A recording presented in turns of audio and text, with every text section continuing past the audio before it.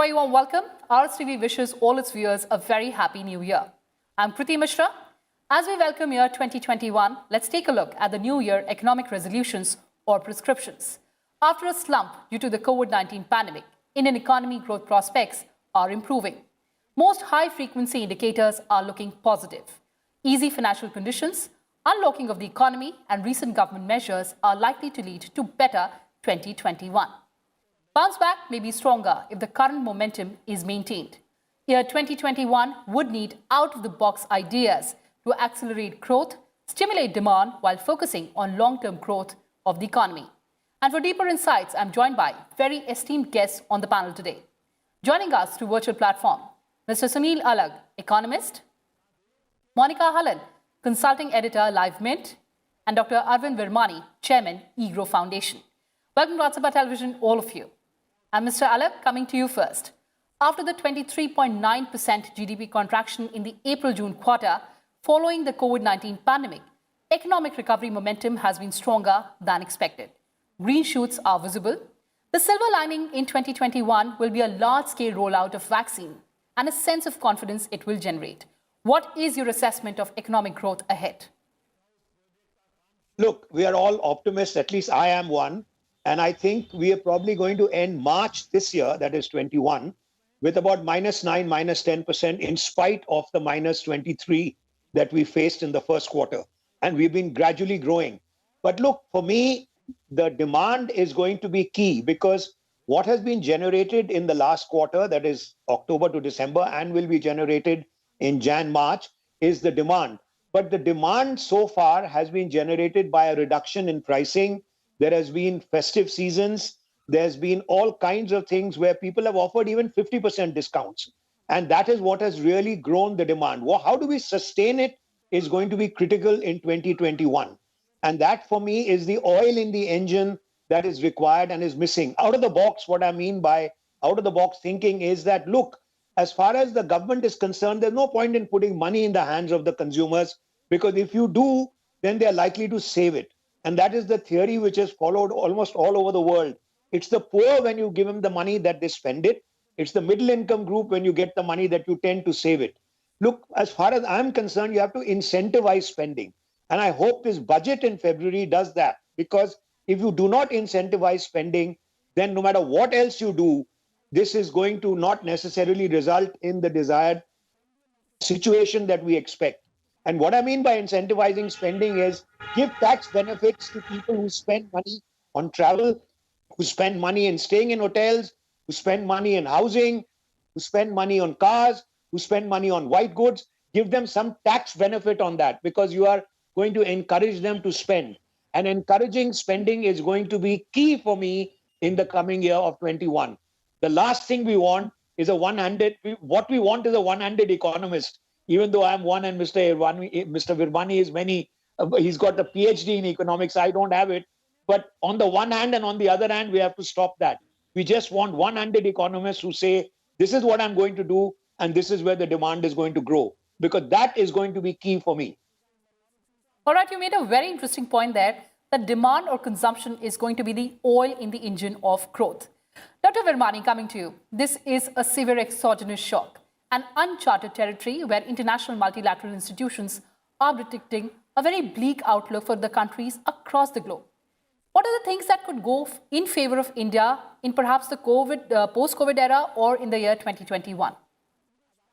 Well, I guess I differ with Mr. Alagh.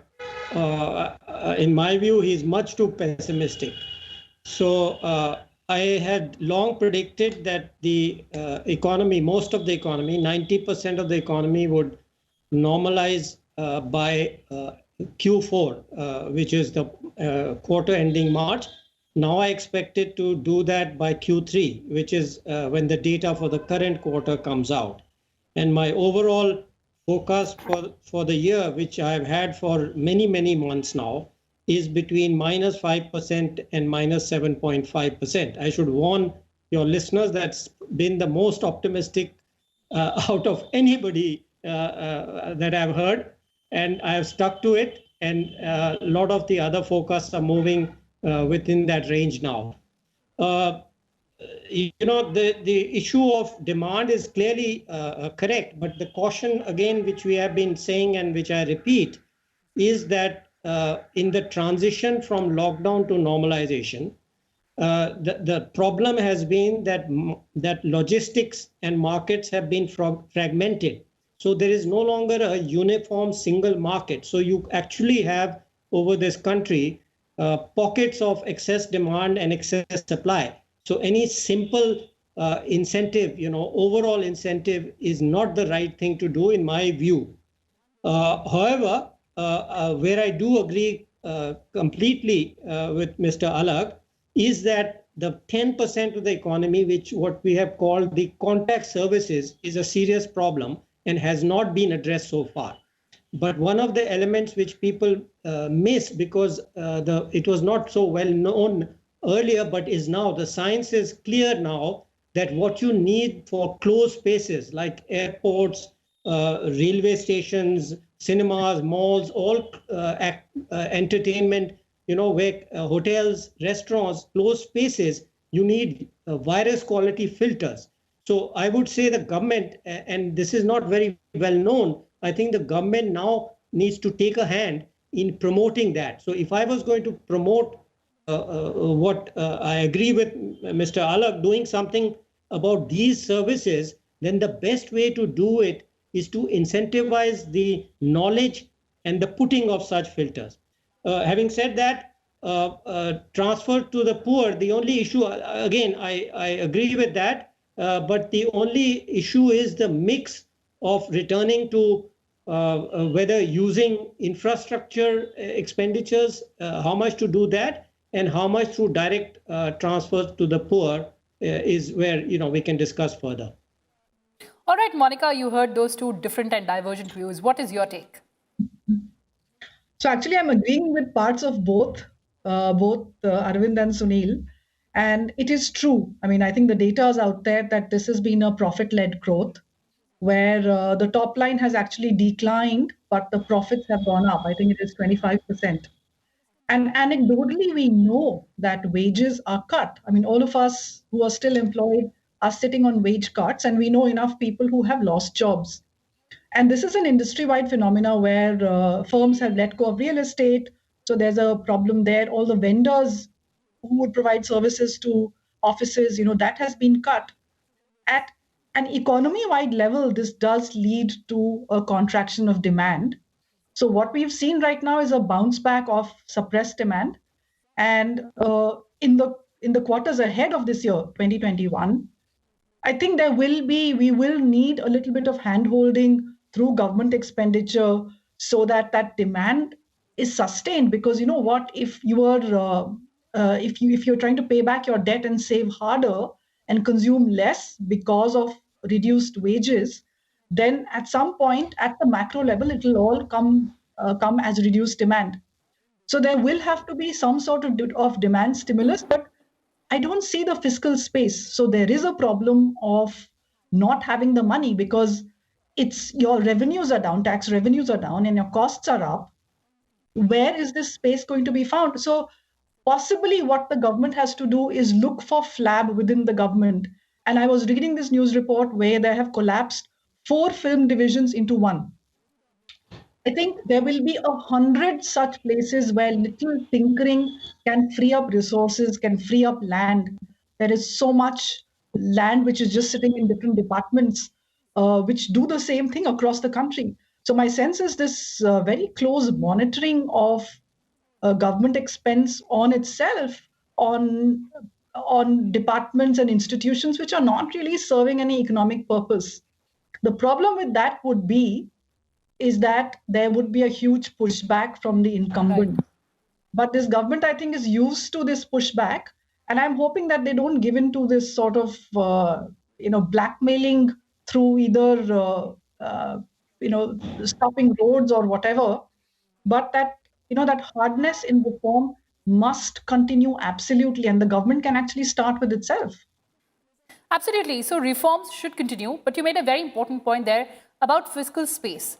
Mr. Alagh, the sense that we're getting from the government right now is that fiscal worries can wait, growth cannot. Your take? Look, I've been saying it for the last 1 year. Fiscal worries, I mean, we cannot allow a runaway fiscal deficit. That's a separate story. But we have to forget about fiscal this year, as well as like United States and America, they're not bothered about fiscal deficits anymore. This can be rectified in 2022 also. It's not a permanent cast in stone kind of situation. But where I'm talking about, I'm optimistic about the future, as Dr. Virmani said. But look, even RBI has said it's expecting 9 to 9.5% growth. And I really pray that what Mr. Virmani is saying, 6% and 5%, that's what happens. But look, let's be realistic about what is really happening around this world.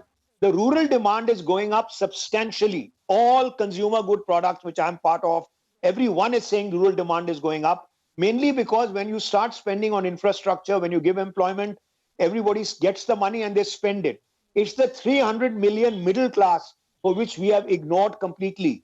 Just going around saying that, look, we are going to look after 300 million at the end of the period may or may not work. Look, as far as I'm concerned, you've taken care of the supply side of the economy. You have given loans, you have given everything, but every loan has to be prepaid, has to be repaid, has to be given back. So people are reluctant to take loans unless they can see demand for their products.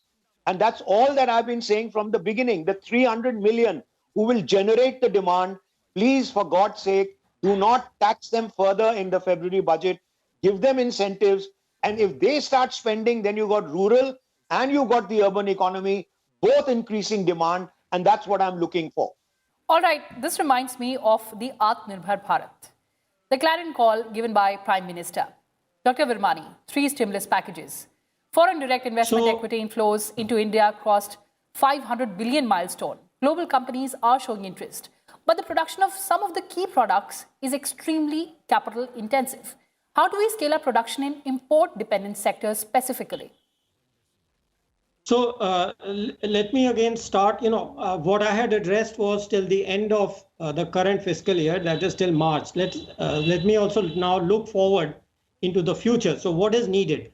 I think, as again, one has been saying, and as now the finance minister herself has repeated, that the key going forward is going to be to reignite growth.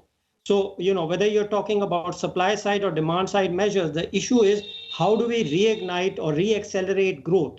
We are kind of almost past what I call the survival phase and the revival phase, which is the transition.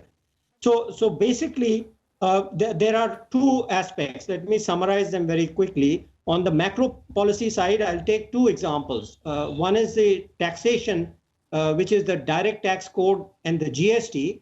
And on the welfare side, which actually meshes with what both the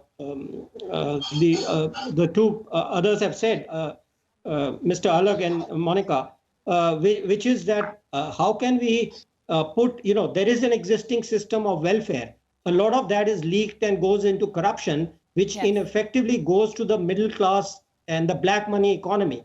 So how can we reform that system, and it's possible, and put more of it directly into the hands of the people? So on the one hand, I think the direct tax code, it would be a very important reform, which has been in the works for almost a decade, and a year ago, the committee appointed by this government itself had given the report, but no action has been taken. So, reducing that, it's like a 19th century code we have, and we are talking about startups and MSMEs for the 21st century. So I think that's very important. The second is GST. Of course, the problem with GST is the council, which states are there, have to approve it. But what I'm hoping and recommending is that the union government could give a roadmap for simplification of this. There's too much of legacy things. Of course, we took 17 indirect taxes and combined them into one, but too much of the legacy complications, which is why it has not been successful, either in raising revenues or in stimulating growth of MSMEs. So these 2 key issues on the tax side. And on the welfare side, I think there's a huge opportunity given the lessons. For example, what was the lesson of the pandemic? That there are mobile poor, the migrants. So what you need is something like what is the national a ration card. You need a direct cash transfer system which puts the money in the hands of the people wherever they are. So the reform of the direct cash system to emphasize mobile wallets, to put them right into the hands, whether the lady of the house lives in a rural area and the man is working in the urban areas, etc., where you reduce the leakages and put money into the hands, exactly what Mr. Alagh was saying, put it in the hands of people who will actually spend it. And just very briefly, the second aspect is public health. I think traditionally, in fact, for 70 years, most people have emphasized what I call individual health. Whether it's heart disease or surgeries, etc. We have not paid enough attention to public health. And again, the pandemic has made us aware that these diseases which spread through the air, which spread through the water, clean water, sewage, sanitation. In fact, there were a study which showed a heavy concentration of SARS virus in sewage. Fortunately, that has not been a major source of spread, but you could have a future epidemic which will spread through the sewage system and so on. So public health issues, I think, are very important, and the budget should address that, which will have many collateral benefits. All right, sir. So those are the benefits that you're talking about, DBT and public health. But I would like to focus on manufacturing. Monika, Atmanirbhar Bharat seeks to boost local manufacturing. The government expanded the PLI scheme to 10 more sectors. The Insolvency and Bankruptcy Code 2016 was amended to provide suspension of fresh initiation of insolvency proceedings up to 1 year, depending upon the pandemic situation. Now, impact of all these initiatives on income, investment, and employment specifically in the year 2021. All of this has been excellent. So we've actually moved the needle on many reforms. And if you look at the big picture, I think there has been two moves. One, to remove middlemen, and two, to remove the non-formal part of the economy to formalize so that everyone comes under the umbrella of the formal part of the system so that they can raise credit, pay taxes.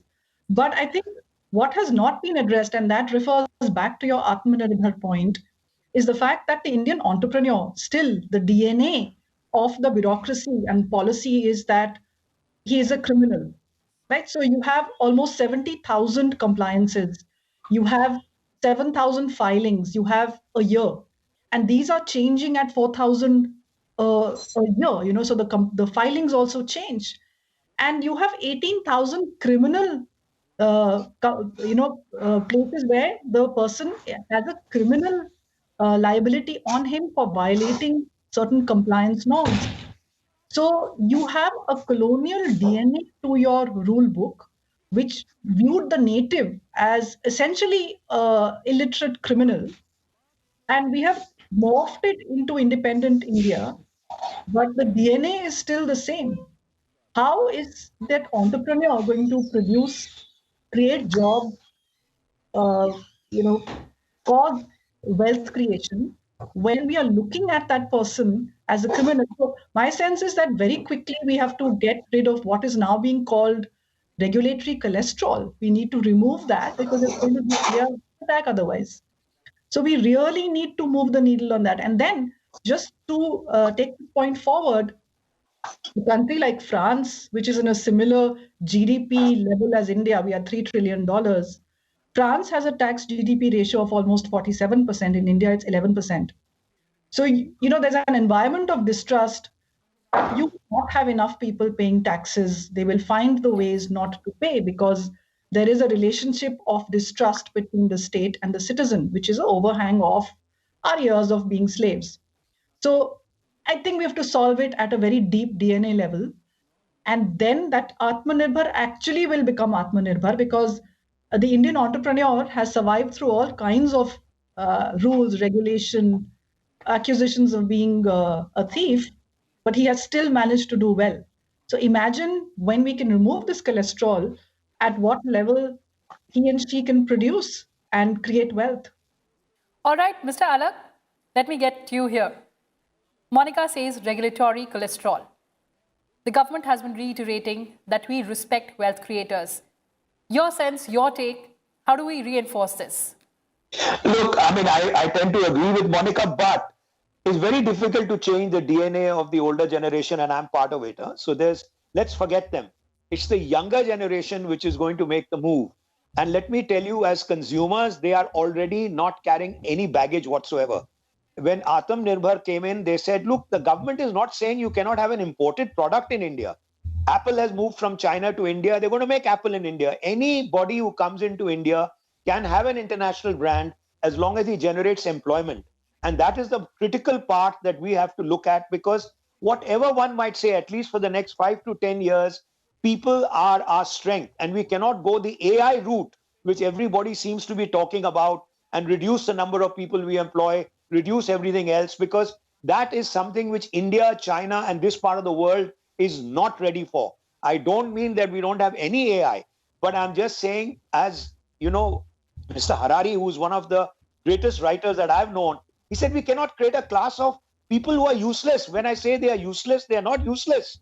But by not giving them jobs, you might have a revolution in India. And therefore, the government has to tread a very fine line, which the Prime Minister is trying to do. He has to take care of the poor. He has to give them employment by spending on infrastructure and roads and everything else. The middle class is coming up. That's the younger generation that we have to work towards. They want to spend the money. They are into credit cards. They don't care about saving for the future. So we have to approach it from the futuristic point of view rather than looking at the past all the time. I agree with Monica that you have to look at the past. They are there. There's no question about it. But let's try and move India forward, which the Prime Minister is trying to do and desperately trying to do that. We are a democracy. People are going to vote in another 5 years, whether we like it or not. We're not an autocracy like China where you're there forever. So he has to take care of the poor. He has to take care of the young. They're going to vote for him. And therefore, he has to cut that fine line. It's very easy for economists like Mr. Virmani, us, and all of us to discuss theoretically. But when it comes to the practical aspects, employment and demand generation, these are the two things which we have to live on for the next 5 to 10 years at least. All right. Before we end this conversation, expectations from Budget 2021. Dr. Virmani. So I've already mentioned the tax part and the welfare reform. The third one actually links back to your question and the points made just now. The EODB, I've coined the word ease of regulatory compliance. I agree completely with Ms. Halan. And where I focus, where it interacts with Atmanirbhar Bharat is on ease of doing business in external trade. That it turns out in the last upgrade, that was one of the few things which had not been upgraded. So clearly, government has been trying, but there is still a lot that can be done to integrate all the compliances related to external trade. It's very easy, linking the banks, the GST, the company, etc., the customs. So that is one area which will promote Atmanirbhar Bharat, which you said. The second one is there has been no reform of the tariff system. We've just, I think not enough attention has been paid when raising the tariff rates in the last 2-3 years, not this year, but the previous 2-3 years. And we need to look at a much more careful and differentiated look at the tariff system. It has not been reformed for, I don't know, since the last thing I did in government was a committee report in, I think, 2002, which laid out a roadmap actually for tariff reform. Nothing has happened. It's gone the other way. Anyway, so let me leave it at that. So, second is you mentioned PLI. Yes, that's a very good scheme. All the feedback I have received directly or indirectly shows it's working, but it needs to be coordinated. You cannot raise a tariff on an input where the production has not yet become competitive or not yet started. So the PLI scheme is very important and very good measure. That's the best way to actually subsidize raising the scale of the manufacturing to a competitive level with China. But we mustn't have this arbitrary changes in tariffs which are not coordinated with it. So absolutely, sir. So these I think would be the additional things which I would say for the budget. Monika, hopes from the budget. So actually, the budget exercise now is more of a policy statement because of GST, your whole indirect tax action is now out of the budget. On the direct tax side, I'm not sure what else we can expect. The rich are already terribly highly taxed. At the bottom, there has been a huge change over the past few years where up to 5 lakh, you don't have to pay income tax. So very little space there, but I agree with Sunil that possibly they can think of some incentive linked tax benefits for spending, so that if you're spending, you get the benefit. If you're not, you can't just save it. All My right, sense Mr. is Alagh.